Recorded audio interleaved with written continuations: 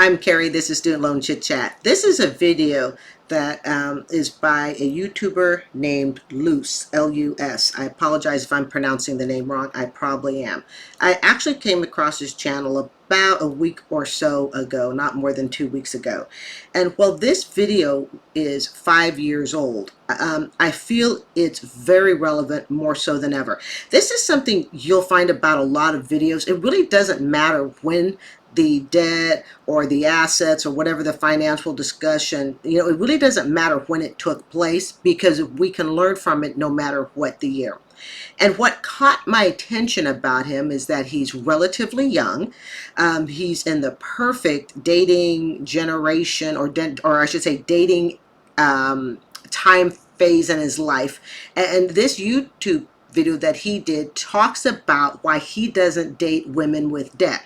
Now, I've only previewed the video. When I say preview it, it means I look at it and I think, okay, it's a topic that sounds interesting. And I skim through the video without watching it in full, because I don't want to generate a, opinion about it. But I do want to make sure that the person stays on topic, that they speak clearly enough that I believe my audience can understand. I also put on subtitles. But what's also very important to me is that the person is speaking in a way that doesn't put down, belittle other people, and it doesn't, and not trying to sell something. In other words, they're not coming across as a salesperson and saying shame, shame, and how horrible people are, but instead they're simply stating their experiences and they're stating their facts. So that's what I have previewed it for. So out of this 15-minute video, I fast forwarded through the very couple of minutes where he talks about, some personal family stuff, but I want to get right to the part where he talks about the financial.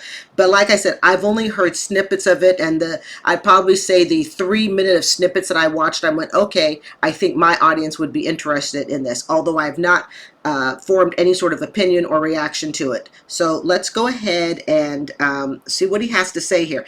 I think it's really important that people who have debt understand why someone might be afraid to date them. And I'm speaking from firsthand experience, okay? My $110,000 student loan, till it was forgiven through PSLF waiver in 2022. I would not have blamed someone if they had said to me, Carrie, you're just, you're not dateable to me. You carry too much debt and you're in your 50s. I mean, it was hard enough to carry 110,000 debt, but then to carry that debt and be in my 50s with it. I really could have blamed someone if they had said no. And my shovel was so small as a school teacher. Again, it's not always the debt that's the problem. It's how big of a shovel do you have to get out of it. That can be the problem. And in this case, he's young, and he's talking about dating as a young person and why he avoids women with debt. This is not to judge, but it's to learn from him. All right, so let me go ahead and minimize my screen. And if he should see this, I think I want to tell him, because I actually wrote to him to let him know I was doing this, but this video is from 5 years ago, and sometimes people upload information, then they don't check. But if he does see this, I think it's excellent that he shared this, and I like the humbleness in which he shared it. And it may be some stinging information, people with debt may go, ouch, that kind of hurts, but we need to know the other side and how they see it. And there's nothing wrong with that. Okay? Nothing wrong. All right. I'm going to jump it right here, so let's go. Today I'm going to talk about dating into debt. I don't have debt. I have assets. So keep in mind that the subtitles are auto-generated, so sometimes you may see a word and you're like, he said that? This is auto-generated from YouTube, so words may be off. So he says, I don't have debt, I have assets, and I've sped this up to 1.25. I'm done paying off half my home. Okay, I don't know how old he is, and I don't recall him saying it at the beginning, but looking at his age, and he talks about, his sister just got married and stuff, and he's dating, so I'm going to put him in his late 20s, early 30s. I can tell you right now, he's doing better than I ever did. Okay, he's done paying off his home. And if he's in his late 20s, early 30s, and obviously he's wearing a shirt that says Google, so I'm thinking he might work at Google. Like I said, I only watched a couple of minutes of this, just more for integrity than anything else. What was I doing in my late 20s, early 30s? Oh, yeah, I was trying to get over being a shopping addict. Hey, we each have our own private hell to go through, right? My home has a Zillow market price of $380,000. It's also my home. True. $380,000 home 5 years ago. He's probably living in close to $1 million home today. What it would be like to be that financially stable at a young age. Office. So, why hide that information from you when you can publicly search it if you really wanted to? I have a lot of other assets, including retirement fund over $10,000, just barely, I feel like. You know what? When I hear things like this, okay, somebody who is half my age and can rattle off everything that they've got, it stings a little bit, and it does, and it's okay if it stings a little bit. It's what gives us a reality check. It's what I believe gives us a bar as to where we're at. I know I'm certainly not in the worst position, that I could be in, having just finally gotten out of debt, okay, recently. But I think it's important that we hear this, because how do you know how you're doing when you don't know how other people are doing? And I know people will say, oh, each one has their own race and it's all individual. That's true. And I absolutely agree with that. But if you want to hook up with another person, okay, we don't live as a hermit. I mean, not all of us, okay? I'm sure some people do. It's like, more power to you, okay? We don't all live as a hermit. There's a lot of human interaction. And that interaction, in my opinion, changes when you say, hey, I'd like to bring someone into my life. I'd like to have a relationship. Well, now you're not just looking at your race. You're looking at somebody else. Maybe race is the wrong word, Joe. We're not running a marathon, people. Some stock, some bonds over 10,000. No, that's not 10,000. Probably like 7, 8. And then Okay, the fact that he immediately corrected himself tells you how in tune he is with what he owns. He's incredibly in tune. People who are in student loan debt, they don't know how much the debt is. Most young people, they know they have debt, but if you say to them, hey, how much did you pay for school this quarter? What's your total debt? What interest are you paying? It's like, oh, it usually comes with oh, I don't know, I just have a lot of debt, I'm too afraid to look. This guy, and I hope his name is Luce, Lewis.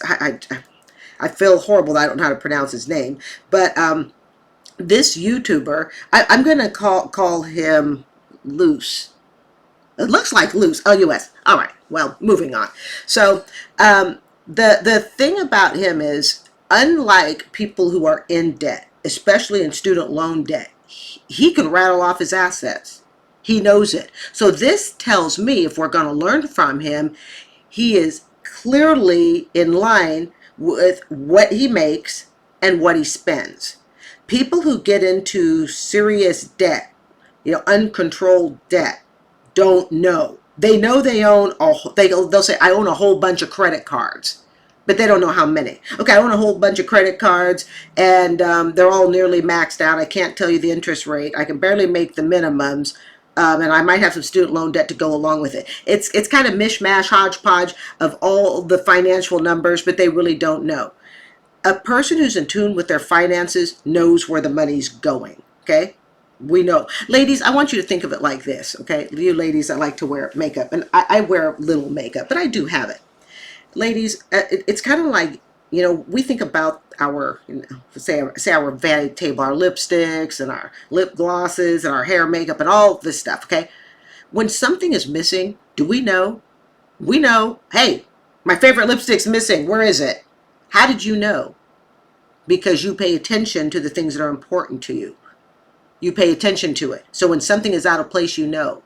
When our finances are out of place, the problem is a lot of people don't know. Why? We don't pay attention to it. I have an emergency fund of $5,000 should I lose my job or not be able to work. I can at least pay my mortgage for 2 months. Keep in mind, this is 5 years ago. So if he was living in almost a $400,000 house 5 years ago, that house is hitting close to at least $750,000 today, if it's not a mill. That's what the emergency fund is: a medical expense or being able to pay my mortgage off. Now, and I don't have any student loans. I don't have any car loans. So that's Boing, there we go. No student loans and no car loans. This is something that we need to embrace hearing. Okay, we need to embrace this, even if it hurts our ego a little bit. Even if we're 20, 30 years older, we're like going, "Oh my goodness, how come I couldn't have had this? You know why you didn't have this at his age?" And I'm going to put him probably solidly late 20s, early 30s. You know why? Because you're not him, and you had a different road. You have a different life experience, and that's okay. But it doesn't mean we can't learn. that is the extent of my debt is my mortgage, which isn't really a debt because it's against asset. Yeah, and you can always sell the house if you have to, if you can keep it from being out from underwater and stuff. Yeah. So you can view it as a debt, but for me, I view it as actually having money in an asset, but just not owning it completely. So the issue I have, I'm 30 years old. I turned 30. There we go. All right, he's 30. I told you, when I skim these videos, like I said, when I skim it, I'm very honest. I'm very honest with my viewers, okay? I don't watch it in full. I just skim it. I skim it more for integrity than anything else. So there you go. Lying to my audience is not my thing to do. So he's 30. Yeah, he's kicking my butt. 30 years old, I was a shopping addict. That's what I was at 30 years old, trying to work my way out of it. We all have different experiences. 30 in July, and I So today, if this was 5 years ago, he'd be 35 years old today. The kid ain't even out of his 30s yet. Dang. have dated a lot, and not like a ton, but the people I've dated all have student loans. They have lots of debt, and they sometimes live at home with their parents. This may sting to say this, but are you listening? Young ladies with student loan debt that say you're willing to pay the price to go to any school. Look at the relationship you would like to have. What type of person would you like to date? Now, we are not going to attack him personally and say, well, he's not my type of guy. He doesn't look the way I want. Forget that. That's not why we're doing this. Okay? We're looking at what he brings to the table. And unlike what you see on a lot of TikTok stuff, and that's why I don't have a TikTok account, I just can't bring myself to do it, okay? What you bring to the table, ladies, is not your looks. It's got to be a whole lot more than that. Don't believe those TikTok videos, okay? That say all you need is just your looks and be able to shake your booty and you're good. No, no. I made a video, and I've been very, very adamant about not living at home with your parents because I feel like it is not real life. When your parents cook for you, they clean for you, and you live pretty much rent free. As I've told Isabel, because she's kind of in that scenario, Hold on, momentary tech. or her boyfriend's in that scenario, I don't think that's the best thing for a human being to grow and develop. Now, I know in some cultures, like the Indian culture or the Muslim culture, that it is acceptable to live at home, or not even acceptable, it is desirable to live at home. But for me personally, I love my family. I live 10 minutes, 5 to 10 minutes away from them in the same neighborhood, but we live in two different homes. Okay, now I know in the United States culture, which I'm the only culture I'm qualified to speak, it's not uncommon for students to live at home shortly after college. However, it starts becoming a bit questionable in U.S. culture if a few years after college they're still living at home. What is it? It's the 30-year-old, usually the image is of some 30-year-old guy living in his mother's basement gaming all day. No, no disrespect to the 30-year-old guys out there. But I see his point. He's saying, look, if you want to get mature, you need to get out of the house. If you want to grow up, you need to get out of the house. And when they want to come over, I'll invite them over. And when I want to come over, I'll call them and I can come over. So, yeah, I wonder if he had lived at home, would he have had the financial success he has today? Something to think about. Can living at home too long keep you from having to grow up? it is now 3 a.m. And I think he meant 3 a.m. Remember, this is on auto-generated auto captions. I'm going to watch some YouTube videos. I'm going to watch League of Legends. I think it's the playoffs or the World Championships was last night and the previous night. I assume this is the third day. Again, they're in China, so I'm not sure how it works. But I'm going to watch the league until 4. I'm going to go pass out for 2 hours and then wake up at 6, take a shower. I've not taken a shower for today, as you can probably tell. Oh, okay, back to my point of dating someone in debt.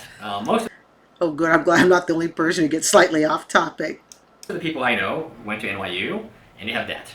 Now, there's two types of debt. There's bad debt and there's okay debt. There's never All right, let's listen. We are listening to it from a 30-year-old's point of view. There's bad debt and there's good debt. Now, again, I've not dissected and heard this, so I don't know what he's going to say. How many of us have been told student loan debt is good debt? How many of us have been told that, oh, take out student loans? Everybody takes out student loans when they go to college, when they graduate from high school. It's okay. That's good debt. That's the debt you want. Why do you want the debt that you can't go bankrupt on? I think they've got it confused. Credit cards is the good debt. You can go belly up on it. Student loans are the bad debt because you can't go belly up. You cannot file bankrupt on them. Think about that. You've been lied to. Yes, we have been lied to. Student loans are the bad debt. Credit cards are the good debt. We want to get really technical. Credit cards, cars, houses, that's the good debt. You can turn all that over. Yeah, it'll upend your life for, a few years, but you'll get over it. Student loans, bad debt. You cannot bankrupt those, even if you have part of your brain taken out, as I think I did a video the other day on it, okay? You're being lied to as to which debt is actually good debt and bad debt. And you should ask yourself why. Why have we been told that student loans are the good debt? It's not a good debt. Let's see what he has to say. But from his standpoint, there's good debt and there's okay debt. No, excuse me. There's bad debt and there's okay debt. Okay, let's go on. any good debt. All right. There's never any good debt. Now that's interesting because like I said, I have not watched this video in advance. Okay? There is no such thing as good debt. And I did a video probably about half a year ago. I was sitting on my couch and I said, student loans are bad debt. I figured that out. It's not good debt. Don't let anybody tell you, oh, student loans, that's the good debt. That's the debt you want to have. That's the debt that will help improve your life, bring up your credit score. Talk to the millions of people that were wishing for their $10,000, $20,000 relief and didn't get it, and how many of them are going to be convinced when we go, oh, but don't worry, we know you didn't get that promise that the government said you were going to get, but don't worry because that student loan is good debt. Okay debt would be like you went to school to be a dentist or a doctor or an engineer of some type. Notice those professions all require degrees and they all tend to be higher in status. Okay? They all tend to be higher in status. And there's another common theme between them. They all require extensive schooling and higher that or above average, definitely above average grades. That makes sense because eventually you're going to make the income to pay off your student loans, that there is a potential that you can pay off. Oh my goodness, why didn't I see this video when I was getting my master's degree and deciding whether or not to go to school? Yeah, the big key is it's a debt you can potentially pay off. Now again, he's using the word potential because there's still no guarantee. There is still no guarantee that you're going to go to med school and pay it off. We have dentists that are $500,000, $1 million in debt that can't pay it off. Okay? But the degrees that he's going for, you notice there's no Persian studies degree. That video that I did not too long ago about the mom and daughter living in intergenerational poverty. Okay, there's no Persian studies degree. I think Dave Ramsey did a YouTube video a couple years back on a $280 potential tuba degree. Thought about doing a video reaction on that. I'm not sure if I want to. I may or may not. But yeah, it's still potential. But he's looking at, if I'm going to have a partner and my partner is going to carry debt, I need to rank their debt. Some majors, speaking as someone who went to NYU as a biology major, A biology major is not what it used to be. So if you do cancer research, my ex-fiance does that, and she went Ex-fiance. I hope it gets into the tea as to why she's an ex-fiance. That would be nice to know. I know. Knows inquiring minds, nosy bodies want to know. to a seven. I think she graduated 5 years and a PhD at Mount Sinai. Okay, I'm gonna back that up. Just a really quick second. I missed that. So if you do cancer research, my ex-fiance does that, and she went to a seven. I think she graduated 5 years and a PhD at Mount Sinai. Okay, so his ex-fiance has a PhD. All right, I already know where this is going. Oh, I know where this is going. Okay, I'm willing to bet she racked up a debt that he didn't want to deal with. And I'm willing to bet, let's see. So she racked up a debt, and as he said, biology isn't what it used to be. So I'm starting to piece this together here. I'm willing to bet the debt became too high, and he kind of was like, I'm out of here. That's what I'm willing to bet. Notice people, these PhDs, a PhD is not a guarantee that you're going to be in a financially good spot. It is not a guarantee. Lots of people with PhDs are in financially bad spots, especially if you're getting them now. Now, like when you got a PhD during my parents' time period, 70s, 80s, and even the 90s, you probably were well on your way to a great career. Today, not so much. And the only job she could get is a fellowship job, which doesn't pay very much. Oh, okay. Okay, fellowship, I would liken that to being kind of like an adjunct professor. You're low person on the totem pole. Isn't it surprising that we tend to put PhD so high, but then when you get into the world of what they can do with that PhD, all of a sudden it seems like it falls to the bottom. Don't you wonder why? You almost wonder if the schools just don't push out PhDs today. Now, like I said, during my parents' time, my dad's in his 80s. During the time that my parents were getting PhDs and masters and all of that, those were highly valued degrees. My stepmom has a PhD too. Okay, I come from a whole line of education, all right? Those were highly valued at the time. Today, I think the plethora of for-profit colleges, even the plethora of you can get your PhD online, never step foot in a campus. I think it's watered down the strength and the reputation of the PhD. If I want to, I could probably Google get a PhD sitting on my couch, and I could probably have one handed to me within maybe 2 years. The reputation of the PhD, in my opinion, has dropped dramatically over the years. Too many people are being issued them. Too many of them are issued with questionable accreditation from certain schools. So he's looking at her going, this is supposed to be the woman I want to marry. He's looking at his assets. He's looking at what she brings to the table, and it's not matching. She had a fellowship and then she had a postdoc.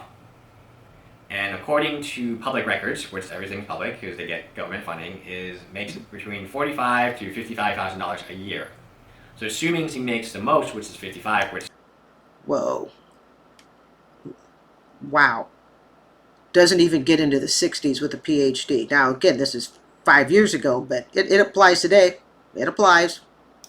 is top end, living in Manhattan being such an expensive place, and having NYU debt, accumulating interest this entire time. So the interest never stops accumulating, right?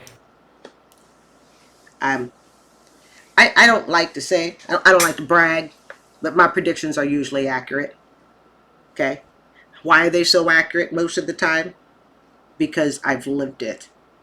See, people who have lived it, people who have lived debt over, people have been shopaholics, have lived credit card debt, have lived overpaying on, have lived not being able to pay off their student loans. When you've lived it, you recognize it. How does an alcoholic recognize an alcoholic? Because they know the patterns. They know what's going to be said. They know the routine. They know what's going to be done. So, if you wonder how is it that I know it, well, I've lived it.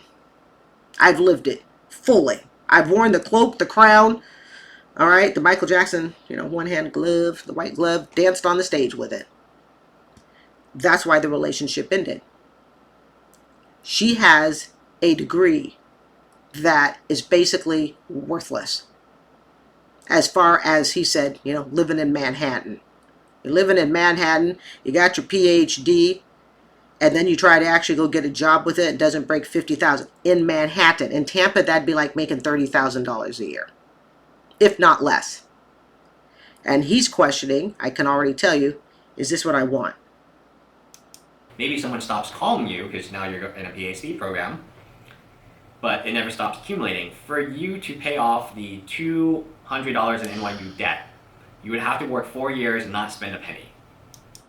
And then it becomes who's going to support you. Okay. I think when he says $200, I think he's referring to 200,000. That would make more sense for a PhD at NYU. Let me bring something else really quick too. Okay. Um, it's Sunday. We got time to kill before I head to the gym.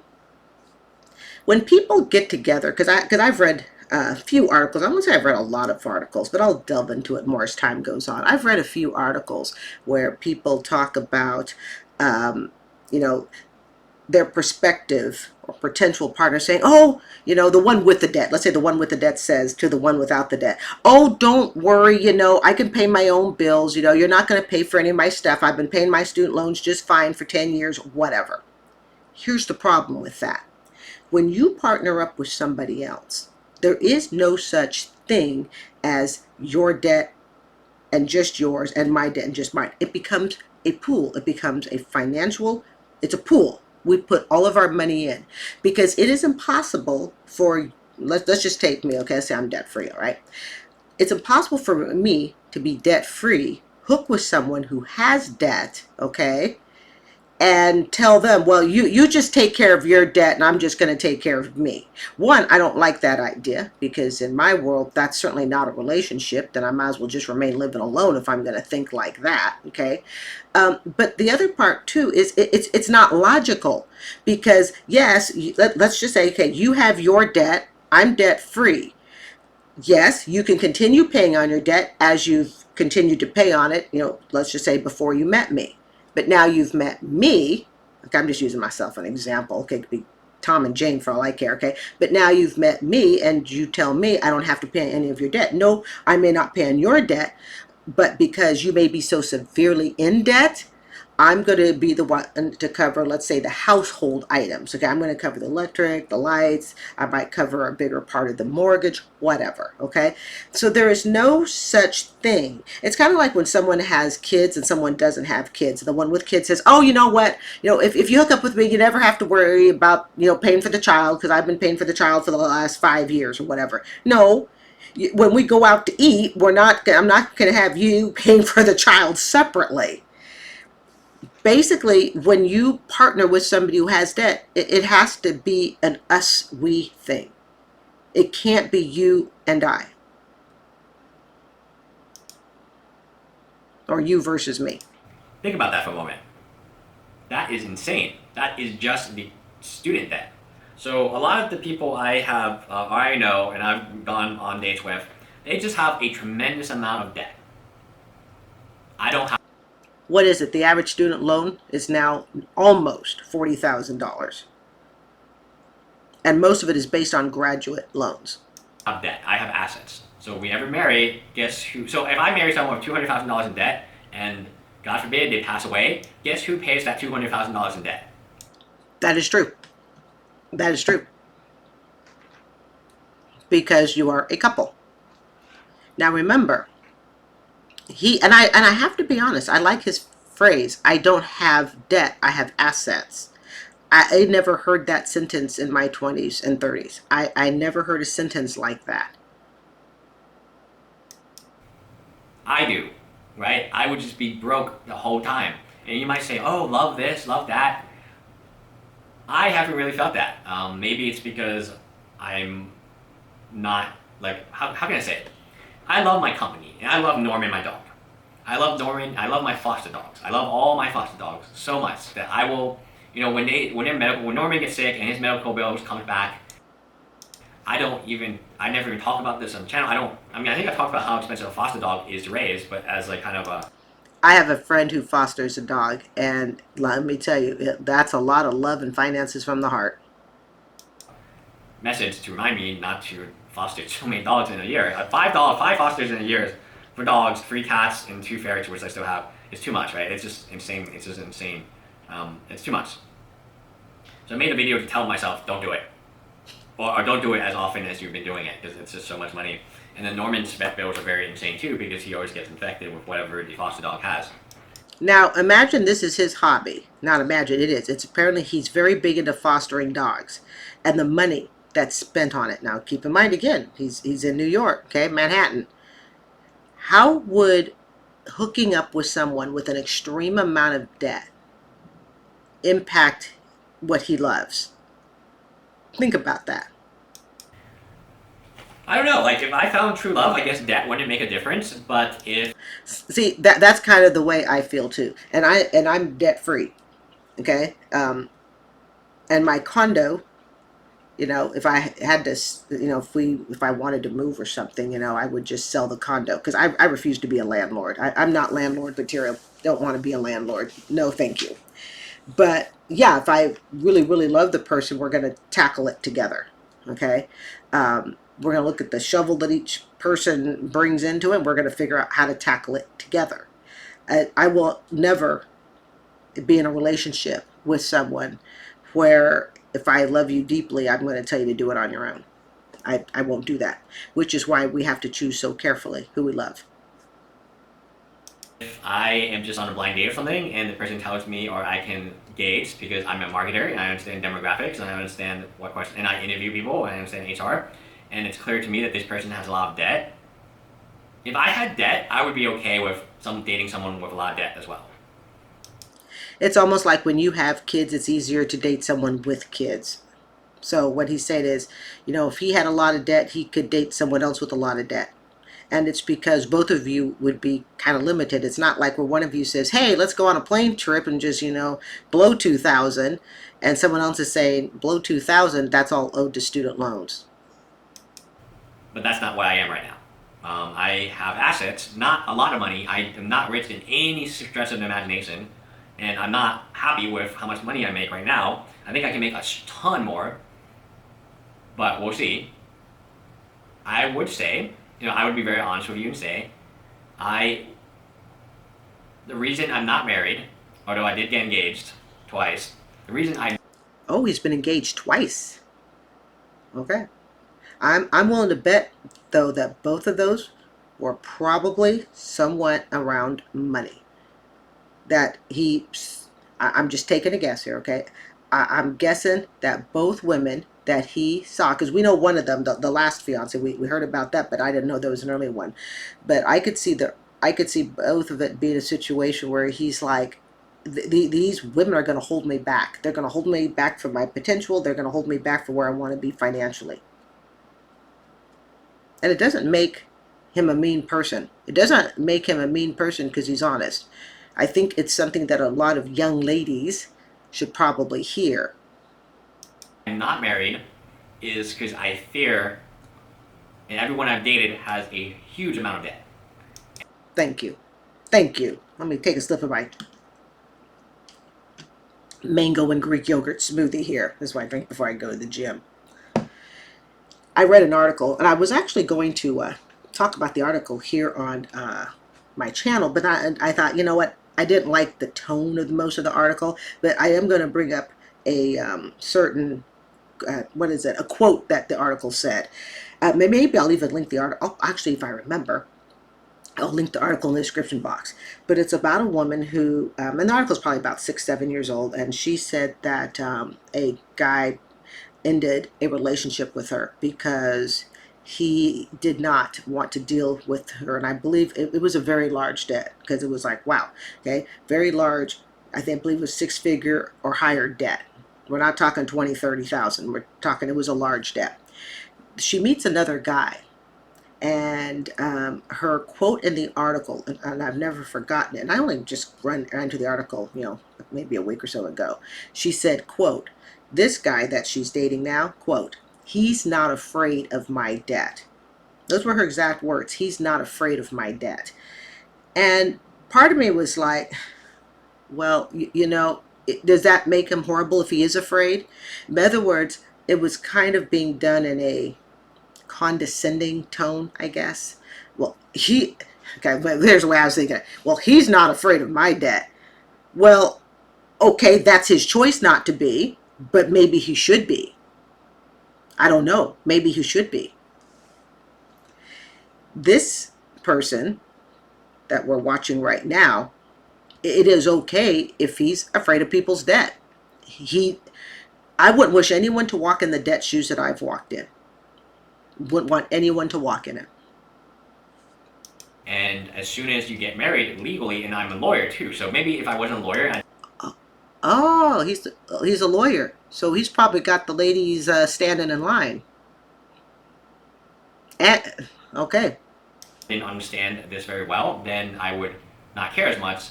But I know that legally the student debt can be transferred to the spouse, and student debt can survive bankruptcy. It can survive anything.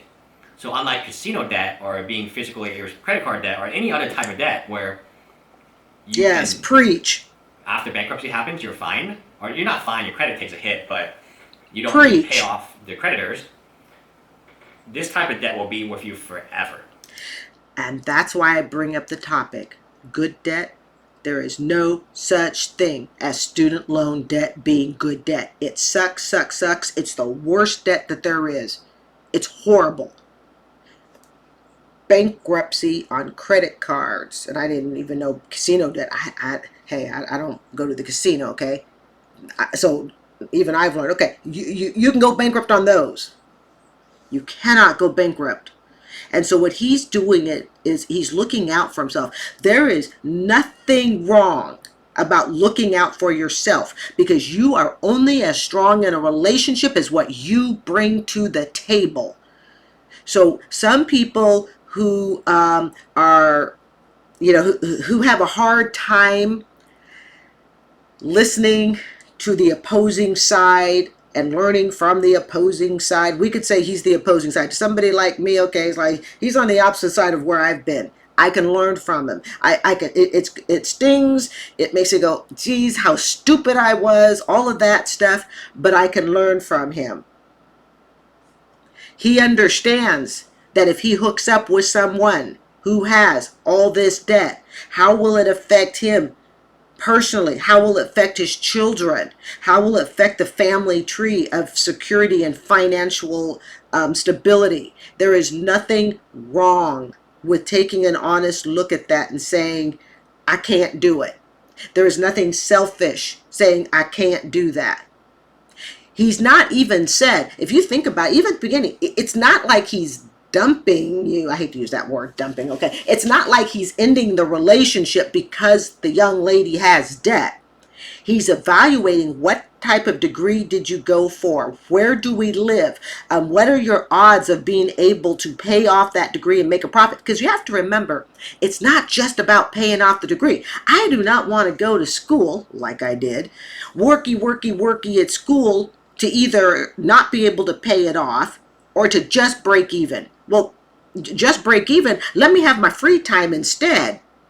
I don't want to just break even. I want to get ahead. He clearly wants to get ahead. He has that right to get ahead. And I can't imagine a scenario where, let's say I marry someone from NYU, they have $200,000 in debt, they have a PhD, and you marry them. As soon as you marry them, your assets become half theirs, and their debt becomes all of yours because they can. Bingo. You know all those celebrities we hear about that get married? I think Britney Spears is on her second, third divorce. Christy Brinkley, I think, has been supermodel. Christy Brinkley from the 80s has, I think, been divorced 5 times. And Lord knows how many times Halle Berry's been married, okay? But these people with money, every time they marry, they lose a little bit of asset. They lose a little bit of asset.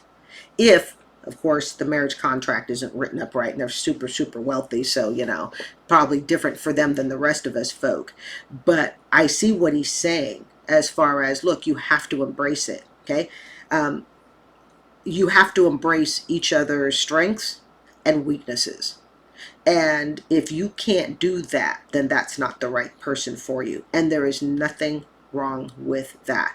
I need to be able in a relationship, I have to take your strengths and I have to take your weaknesses. You have to take my strengths and weaknesses. And let's face it, people, just because, you're debt free doesn't mean you don't have weaknesses. I have plenty of weaknesses. Debt freedom is just the financial state. And that's just a part of what it takes to make a relationship. So for me, I would never, I would not end a relationship because someone had debt. Depending upon the size of each of our shovels, depending upon what we each bring, and really how committed we are to getting out of debt. To either party, then something happens, and or maybe she doesn't want to pay off the debt now, and she's being really mean. Then you are responsible for that NYU debt again. I know how just peanut butter and jelly and ramen noodle I had to eat every single day, and then I would treat myself to M&Ms from the vending machine as a reward for myself. I remember when I was in the throes of my credit card debt, and I was broke, and I had recently filed bankruptcy on my $24,000 credit cards because of my shopping addiction habit. And I rented a room from a lady in Salem, Oregon. And we went to a street fair. Just Salem, Oregon's a little town. It's the capital of Oregon. And we went to a little street fair. And I had $2. Okay, I'd recently filed bankruptcy, probably not more than a few months earlier. I was at my first real job, okay, in Salem, at the local newspaper. And I had $2 to go to the street fair with. And I will never forget, I bought one egg roll. And I think the egg roll was $1.50. Excuse me. And that was my treat. Hung out the fair for 2 hours, and that was my treat. I know how hard it was to pay off my student debt. I took a job I hated to do. I was a comptroller for a nursing agency. Excuse me. It was a job that every night I'd go to sleep and I would have a night guard. And my dentist, when I finally quit, was because something the dentist told me, he's never met someone to bite through two night guards because of how stressed I was. I have a night guard. They're those things, and you really want them custom made if you can. You really want them custom made if you can, because to have a night guard that's not custom made, as my dentist said, it can actually make your teeth condition or grinding worse, and it can cause TMJ issues because it's not fitted properly. But it's just a clear plastic thing you put inside, clamp your teeth down on it, and then you go to sleep. They're expensive. I think mine was $500. I bought it about a year ago. And I realized, like, holy shit, like, this is a terrible job for me. I just need to leave. So I left without any other job lined up, which actually I left again a little later. I will tell you, I agree with him about the stress part about biting through the night guards. I had a really bad case of TMJ. This is why I got the night guard. I had bought it about a year and a half ago. It's undergoing a lot of stress, and my jaw was clicking. It sounded like somebody was cracking eggs every time I opened my mouth to take a bite of a sandwich and stuff. And so I bought the night guard. And oddly enough, truth be told, when the stress dropped, guess what? I really don't need the night guard anymore because it all went away. Your body tells you, your mental health tells you when something is wrong. It's just a question of, will you listen to it? So my TMJ symptoms that were just horrible for almost a year. Bought $500 night guard, did this, did that, everything I could.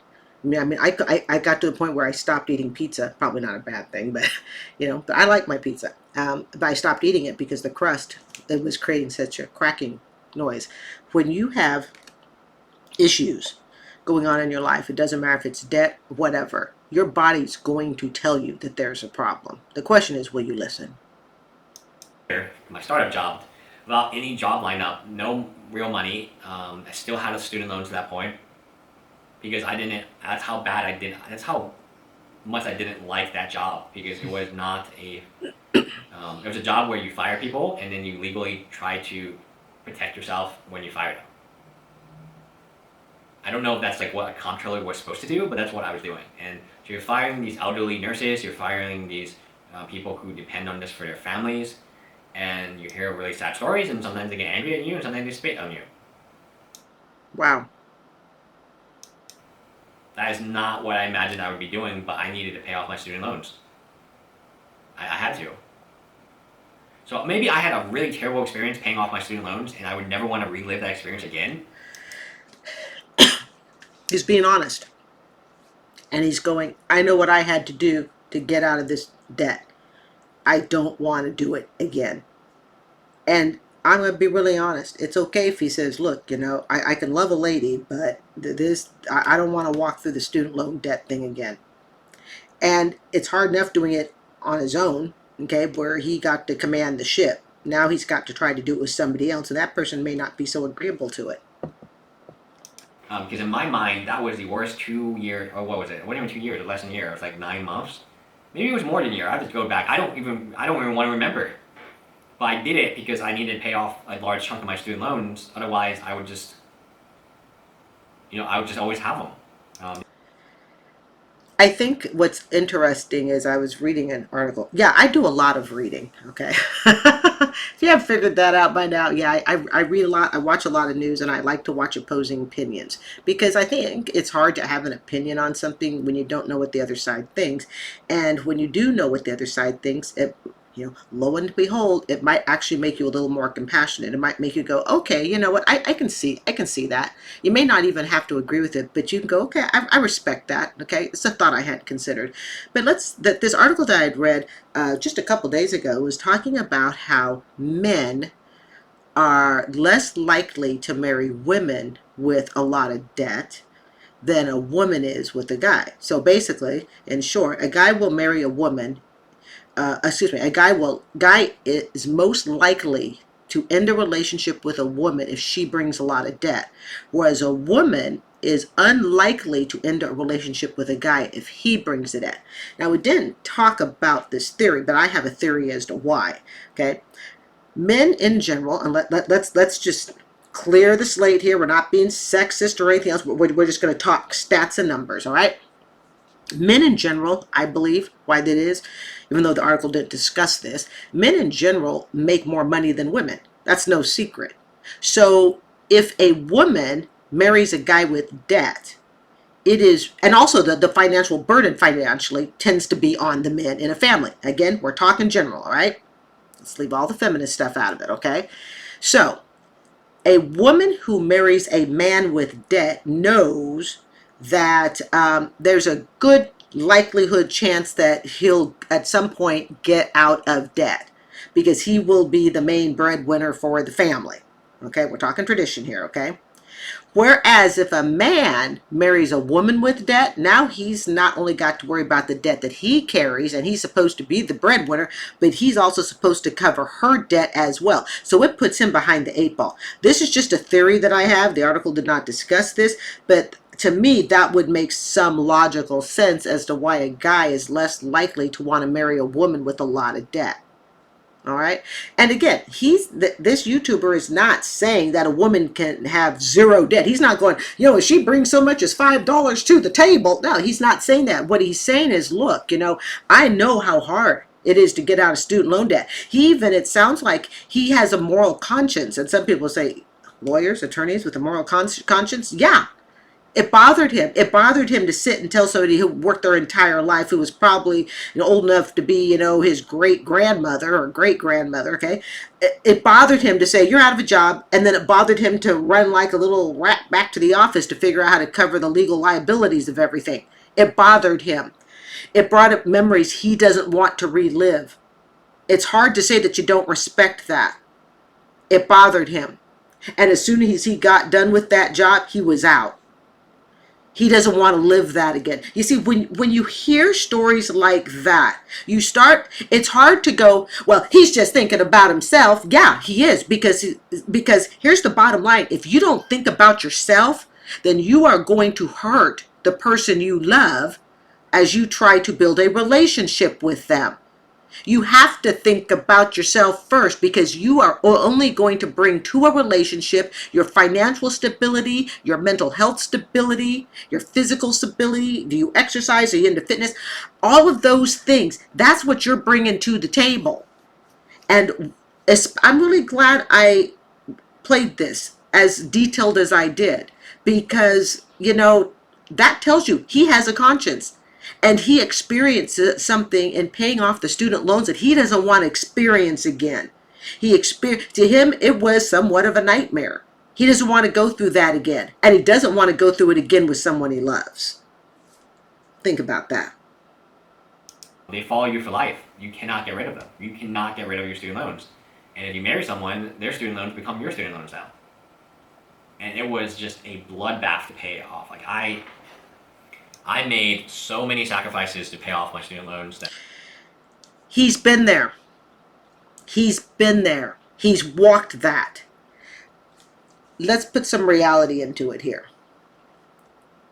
I'm a former shopaholic, and that's only half the story. I'm a former shopaholic. Could I marry somebody who was currently a shopaholic? Do I have it in me? No. I've walked it. I've been there. I can't do it again. I can't save you. I can't. If you are a shopaholic, I can't save you. It was everything I could. It was a bloodbath, using his words. It was a bloodbath to save myself, and I almost didn't. When you hear the story behind why someone doesn't want to do something, then a full picture starts to play. You start to go, now I get it. You see, so to somebody who would not sit and listen to his story, and like I said, I did not know his story. I probably had played maybe 2 to 3 minutes of it, and it was more just for credibility. Like, can my audience, possibly relate, is he on topic? So I didn't know the bulk of it. When you know someone's story, it changes things. My mother always used to tell me, because I was raised in a white family, because I was born in Saigon, Vietnam, adopted during the Vietnam War. And my mother used to always tell me when I was growing up, I'll never forget, she would tell me, if you make friends from people if you make friends with people from other countries, it's really hard to hate an entire country. It's really hard to say, this country sucks. If there is one friend you have that lives there, if there is one person that you love there. It's the same thing when it comes to taking out debt. It's the same thing when it comes to recovery of any sort of addiction. It is really hard to say, well, this guy just sucks. He's just into his houses, and he's just, assets. I have assets. I don't have debt. And he's just talking like he's the big shot. And then you start to hear the story behind it. And you start to hear the things that he put himself through to get out of that hellhole of student loan debt to the tune of $200,000. And he realizes he can't do it again. He doesn't want to do it again. I can't go back. I can't be with someone who's a shopaholic. I don't care how much I love you. I cannot walk that again. I cannot do it on your behalf. I don't have it in me. And that's okay. like I still want to cry about it because it was that bad. It was Yeah. Um, a couple of you guys wrote me yesterday after, I think it was yesterday, after the video I did on the couple that was a shopaholic. And you don't know how much, I wrote you guys back, how much your kind words meant to me. Because when you have been through trauma, and yeah, paying off student loan debt can be traumatic. Don't let anyone kid you. It can be absolutely traumatic. And you realize you're lowering your moral standards because you have to get through something. And it sounds like that's what he had to do. He looked at himself and he said, this isn't the type of person I am, but I have to get out of this hellhole, so I'm going to do it. But as soon as I get myself the hell out of here, I'm gone, and I'm not looking back. truly that bad. I sacrificed, some of the principles I believed, and I never wanted to do that, and that's why I quit. That's why I sacrificed principles that I believe in. I sacrificed them. I left because I had to fire someone that I didn't think she deserved to get fired, and she was, in my opinion, one of the better employees. And I'm not going to get into it, but I did not agree with that decision, and they actually offered. They wanted me to stay because it's really hard to find a replacement. because you could find someone who's ethically like broken, but that person is not going to be as talented as I am, right? Because by definition, Someone who is ethically broken, I'm assuming what he's talking about, someone who has lost their sense of direction. They've lost their sense of morals and values and decency. I can tell you that when you become a shopaholic and you get to the bottom of that barrel, you will become ethically broken. to do that job, you have to have ethics. You have to be very strong ethics, or know what they are because it's legally. But you also can't have, you can't feel bad. So if the legal thing says you can do X, Y, Z, but X is going to screw over this family, you can do it, but you're going to feel bad about it. All of a sudden, you realize that you forget about his assets and you're just listening to his story. And eventually, like, I just had enough. But that's why I would never date someone with a lot of loans, like credit card loans, student loans, any type of loans like that, because I know how difficult it was to pay off my loans. It was hell. It was literally hell. Anyway, hi guys. I will take a quick pause here. Actually, you know what? No, I don't even need to pause. I'm just going to expand the camera. Hey, I don't even need to pause. I think I'll just start doing it like this. All right. Wow. Like I said, when I ran through this, I only played about 2-3 minutes. I didn't get anywhere near the end. I will typically, if I just, because like I said, this is a YouTuber I'm not familiar with, and I really wanted to make sure it would bring some value, but this was way more informative than I thought. I want you to notice this, at least in my case, as I was listening to his story, and you start to understand that people in debt, guys, we're in psychological pain. Debt can cause psychological pain. Debt, I believe, if it's strong enough, it can cause PTSD even. Debt becomes the thing that everything runs around. Everything. Can you go to the beach this weekend? No, because I've only got so much gas in my car and I can't spend it because I'm going to be short on my student loan. I have to be able to get to work. You know, debt can be traumatic. And I wish that before students took out debt, whether it be student loan debt, credit card debt, a car that is ridiculously overpriced that you have no business being in, okay, I wish people would discuss the trauma of debt because there is a lot of trauma behind it. When you hear his story, and this was like, wow, wow, I mean, I was not expecting this type of story. I honestly was expecting more. It's like it's what I heard at the beginning was that, okay, I just don't want to date a girl with student loan debt because I don't want to share debt. No, he delves in and he tells us, look, this hurt. It hurt me on an emotional sense. It hurt me on a moral sense.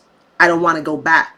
And it's very hard to sit and look at him now, isn't it? Those of you who may have been going, this is just some young kid who's all about assets. No, he's about protecting his psychological health. He understands. He's about protecting his mental health. And that's why that article I was telling you earlier about the gal who was basically poo-pooing the guy that ended her relationship. And she said, I'm with a guy who's not afraid of my debt. Well, good for you. Good for the guy. Go for it. Chase it. That would be like somebody saying to me, because I say, I don't want to be with a shopaholic, and then somebody, poo-pooing me and going, well, I found a lady who's not afraid of my shopaholic behaviors. I'd be like, bye, Felicia. Okay? Here's the thing. We don't know what hell someone has been through to necessarily, explain why they act the way they do. But when they get out of that hell, until we know the story, we can't criticize them for not wanting to go back. Okay? I was ready to retire with my student debt. I was ready to retire with it. I had just come to the conclusion that, if it couldn't be forgiven under PSLF, I was going to have to retire with it. I was not willing to forego getting a place to live. I wasn't willing to forego saving cash for retirement, even though I'm aware that part of that cash would just simply be turned around to be used to pay the student loan. There's something else And sometimes you'll see when I make a video, I'll write notes down. So if you see me scribbling away, I'm not multitasking. I'm very much on focus with what's happening, but I'll write notes down. And there's something that I want to write. There's something that I wrote down that I think is important for people who are in relationships, especially when one person has so much more asset than the other. Remember, it's not about the amount of student loan debt so much as in what are the assets a person has to pay it off, okay? So in my case, let's just say I know someone that has a lot more assets than I do, okay? They may have higher debt, but they also come with a whole lot more assets. So let me just use myself as a pretend devil's advocate, okay? If I'm the person that, actually, let me reverse it. Let me step back here. Let's say I'm the person and I have no debt, and I'm looking at someone who has debt. Because that's the way it's been for me, okay? I would have blamed a guy if he had said, Carrie, I don't want to date you. You have too much debt. Here's what I would say. I would pause and tell anyone to observe. Look at how hard the person with the debt is working to get out of debt. Okay, if you are going to marry somebody with debt, what is the person with the debt doing to get out of debt? All right, hope this makes sense here. In my case, if somebody was interested in dating me, knowing that I was carrying $110,000 student loan debt, they would have also noticed that I work a job and a quarter. I wouldn't say I work a job and a half, but I work about a job and a quarter, okay, throughout the school year. During the summer, I pick up additional jobs if I can at my school. They'll notice that I don't take a lot of trips. Okay, I think I've been home to see family in the last 5 years. I think I've been home twice, maybe 3 times in the last 7, 8 years. Okay. In other words, look at what that person is doing to get themselves out of debt. That to me is a huge sign, because that's showing, are they proactive? If the person you are thinking of hooking up with is lazy, they won't do extra work, basically they think that you should supply everything and all they have to do is kick back, that's something that I would be very careful with, regardless if they have debt or not. Okay? But especially if they have debt, are they proactive in trying to right their financial life? Anybody with me over the last few years would have seen, okay, I'm very up on, public service loan forgiveness news. I stay at the same job. I refuse to change schools. The neat thing about being a teacher is you can change schools. I refused to change schools. Partly, in part, not in full, but in part because I knew that to get out of debt, I needed stability. I needed to stay right where I was at, and I needed to make it successful. I needed to make it work. I didn't need to be bouncing all around to different schools and stuff like that. I didn't need to be moving around. Okay. You need stability. Look to see how stable that person with debt is. Do they seek job stability? Do they seek, can they discuss their debt with you? Could I say to somebody that I know is interested in me and say, hey, you know what? My debt is at this point, I'm working on this and this to get it down, or do they hide it from you? How open is that person with the debt, willing to talk to you about it? And then do you see them being proactive? One of the big signs, in my opinion, would have been this last 3 years, okay? You're the person that brings in the higher assets and all of that stuff. You're interested in somebody that, has debt, student loan debt. Did they make payments on it during the 3 years? Did they make payments on that debt? Did they take advantage of the 0% interest? Did they do that? Because that matters, okay? So, I've got more assets than somebody else, and I'm going to watch. Don't even criticize. It's kind of like being a teacher. On the first day of school, all I have to do, I just have to shut my mouth and watch my students. I can tell you who's friends with who. I can probably tell you who reads at home the most. I can tell you who might be slightly afraid of their parents. I always say, what, first week of school, all I gotta do is keep my mouth shut, let the students show me. They will reveal what I need to know. I don't need to ask. You're dating someone with debt, you have more of the assets, just watch what they do. Watch how they act. What do they say? It's almost like characterization in a story, okay? What does the person say, do, think, and act? That will tell you volumes. You know, if the person you are interested in did not take advantage over the last 3 years to get themselves out of debt, and that student loan was for zero interest, all the payments you could make, no interest. They didn't take advantage of that. That's a sign. Okay, that's not a good sign. And even let's just say they chose not to pay on the student loan, but they say, hey, you know what? I've got 3 credit cards. Student loan right now is being halted. I know I need to get out of debt, so I'm going to take my student loan money and I'm going to transfer it to the credit cards, and I'm going to get myself out of credit card debt. So when student loan payments start again, whenever that is, I'll have less credit card debt and I could put even more towards the student loan. Those are the signs that you want to see. That's what you want to see. When the student loan moratorium came, when we got those stimulus checks, which we're now probably paying dearly for with economic inflation, okay? But that's another story.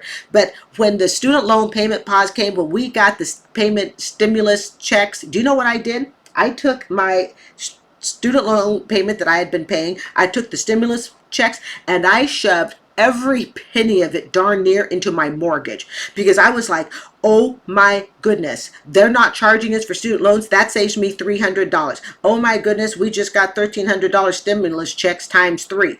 I shoved all of it into my mortgage. I was supposed to buy a new mattress shortly after I moved into my condo, and I said, you know what? I'm gonna, I told someone this. I said, I'm gonna halt buying a new mattress. I'm gonna wait till my condo is paid off in full, and when my condo is paid off, then I can buy a new mattress. I'm just gonna keep sleeping on the 12-year-old mattress that I had. And I did, and my new mattress arrived last year, about 2 weeks after I had paid off my mortgage. That's what you want to see. You want to see how proactive the person with the debt is in being and taking the initiative and taking that responsibility and paying it. So I think that's more important at times than even the amount of debt that they come with. You know, anybody dating me would know you're not out, and I'm going to keep up on my fitness at the same time, because I understand that my physical and mental health are urgent. They're imperative if I'm going to become debt free and remain debt free. So I don't know if he will see this, but if the person in this that did this YouTube sees this, how grateful I am to you to have shared your story. And I wish this story would play. You know, I wish high school students could see this. I wish college students would see this before they take on debt. It was truthful, it was honest, and for that I'm grateful. And on this channel, I will always strive to be truthful and honest. Nothing less. Absolutely nothing less. Have a good Sunday. I'm Carrie. This is Student Loan Chit Chat. Thank you so much for joining me. I do hope you will consider subscribing. Have a great day.